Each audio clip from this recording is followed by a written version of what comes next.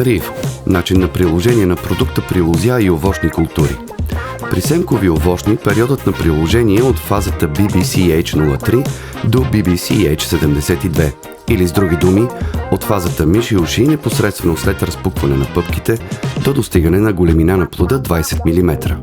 При лозята периодът на приложение отново е същия, съответно от фаза 3 на пълно развити листа до формиране на плодовете. По този начин се подобрява усвояването на азота, повишава се интензитета на фотосинтезата и увеличава синтеза на протеини.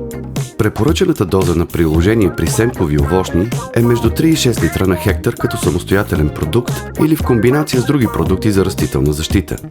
При лозя препоръчителната доза на приложение е от 3 до 5 литра на хектар.